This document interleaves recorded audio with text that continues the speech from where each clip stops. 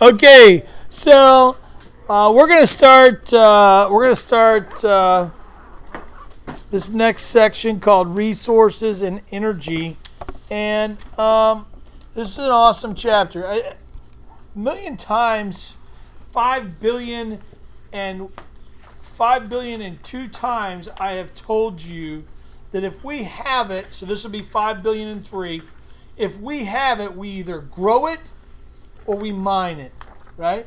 Everything that we have, we either grow or we mine. I like this picture that's up here on this presentation because it's a picture of the earth. What does it mean to you, right? Looking at this picture, what does it mean? Yeah, Jada? The earth is basically based off energy. So all of our energy needs that we have come from the earth, right? But where does the earth get its energy from? So, yeah. So the sun, with the exception of one thing, with one exception that we have, that we know of at this point, all energy comes to the sun. And we'll talk about that exception a little bit later, and it'll blow your mind. You'll be like, whoa. And then you'll go, well, maybe that's the sun too. But so there's one exception. We'll talk about that a little bit later. But yeah, we are plugged into the earth. All of the resources that we get come from the earth. Every ounce of energy that we have, with the exception of solar and wind energy, and we'll talk about those, all that we have comes from the sun, right? So I like this picture just for that. So what are we going to do? You're going to do and be able to do, by the time we're done, you're going to be able to say, hey, I can explain what ores are and how they form. Now, we're not talking about the friggin' thing that you use to move yourself in a canoe. I'm not talking about those kind of ores or what the Vikings used to get across the ocean and then beat the crap out of people with. That's not what we're talking about. We're talking about an ore that's in the ground, a resource. Then you're going to say, hey, I can discuss the wide variety of uses there are for minerals. Well, good thing we had chapter 9 to understand what minerals are. Good thing we had chapter 10 to understand what rocks are. Now we have a good understanding of all that. So you'll be able to do that. First of all, we have to be able to talk about what non-renewable is and what renewable is. So when we think about it, renewable. What's renewable mean to you? What's renewable mean to you, Jada? So non-renewable means you can't use it again. Cannot be recycled. That's a great one. What's another one? Any more? Once it's used, it's all done. Yeah, Steph? Can't make it as easy as you got it the first time. Hey, here's the deal, right? So in my definition, it's something that's in limited supply. We don't have a lot of it, that cannot be renewed within a human lifetime, 100 years. Why do I use that? Well, that's the length of time that we base things off of, a life of a human being. So if it can't be renewed within 100 years, or another one, using it faster than it can be replaced. I was in Africa in Nairobi, Kenya, and I heard a young kid, a young girl from a Maasai tribe, come up, and she gave me a wonderful and amazing definition of non-renewable. Using it so other people won't have it. I thought, it makes sense.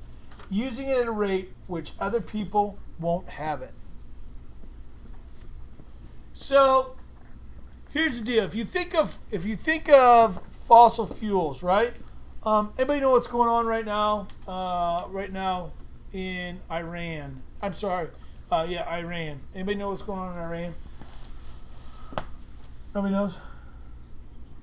Yeah. Didn't like the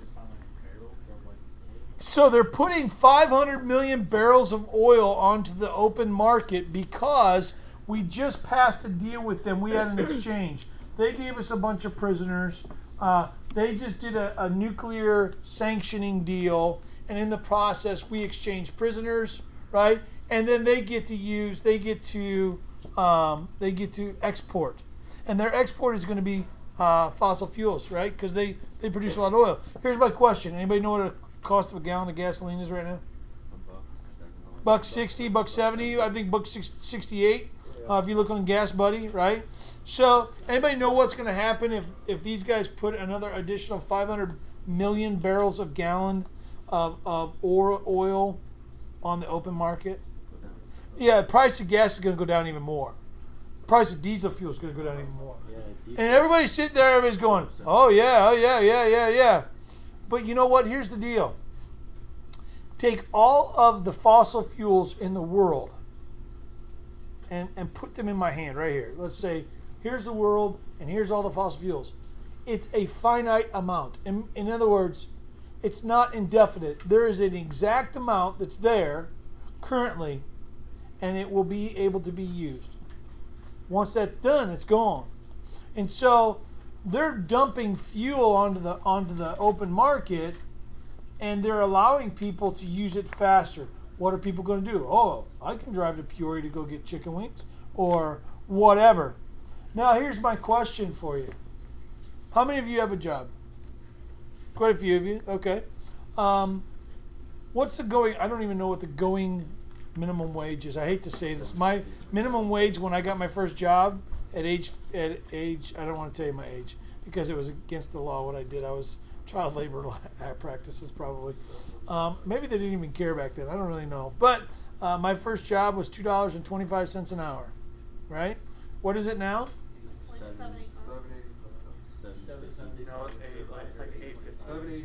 $7.85, $8, whatever it is. Okay. So what would happen if the price of fuel cost $7.85? So in other words, the price of a gallon of gas costs $7.85. Alden? What does your car get miles to gallon? I'm not trying to make you feel bad. 20? 20? How many miles is it to Bloomington Normal, say? I always say we're 35 miles north of Normal, right? It's kind of a pun there. Anyhow, we're 35 miles from Normal. You got it. Okay. So, right? So you get 20 miles a gallon. That means you're going to need roughly 2 gallons to get there. So, Alden, if it costs you $16 to get to Bloomington Normal, how often do you think you're going to go to Bloomington Normal? Not very often, right? And what will that do to the economy here locally? It'll cause you to go, I think I'm going to go to the movie theater here in town. Or, I don't think I'm going out to dinner down at Biaggi's. I'm going to go to Burger King. Or whatever. I don't really care. You see my point. So, there's a very, very big thing going on with renewable energy and fossil fuels, and it's happening right in front of you. And so you guys need to pay attention to that. Yeah. I mean, I've saw some experiments of how they're using water to power cars and stuff. All sorts. And if you think about it, we are now at a time that we were in the 1900s. In the 1900s, they had steam power. They had electric vehicles. In the 1900s, they had gasoline. And so we're at the same point. We're changing where we're going as we speak. Renewable resources can be renewed within our lifetime. My favorite question is this. Name one. So you'll go. Water. Sunlight. Air. What about plants? Right? Renewable. Well, yeah, maybe. Here's what happens, though. What happens when they go extinct? See you. No longer renewable. What if we're using them faster than they can be replaced? Then they become threatened, right? And so endangered.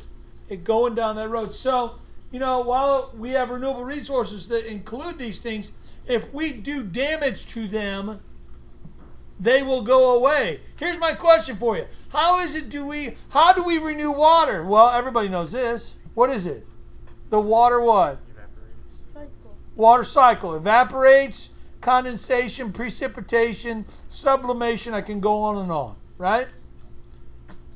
Everybody take a big breath. Here we go. Hold it. Hold it. Hold it. Exhale. Here we go. Do it again. Take it in. Hold it. We got a cheater back there. Exhale. Right? Now look to the person next to you and say thank you, because that air that you just breathed in was inside them about 2 seconds ago. Right? We are we are constantly breathing in and exhaling. We are constantly moving gases around. Some of you move gases more than others, right? And so the reality is this. If you think about it, there's a lot of different systems that are going on, and renewable resources are renewable if they're taken care of. Good example. Anybody know what's going on in Flint, Michigan right now? The water. What's going on with the water? You can't drink it. You can't drink it because they've got lead poisoning, because they switched over to the Flint River, which caused them to go through a different set of pipes, which were lead-based. And so 10 kids are now no longer living, and a bunch of kids and a bunch of people now are being subjected to lead poisoning because people weren't doing the right thing. Now, here's the thing. Is the water there not so good? Yeah. How do they fix it? The water cycle will fix it. They can clean it, but they have to take care of it. So I wanted to get us started just real quickly. You know what? Let me hit this real quick. An ore. An ore is a deposit from which you can remove metals or non-metals profitably. So I'm going to pick up tomorrow or the next vodcast on ores. We'll hit this again. I just wanted to put it in your head before we stop. So thanks very much. You guys did a great job, and we'll catch you on the next one.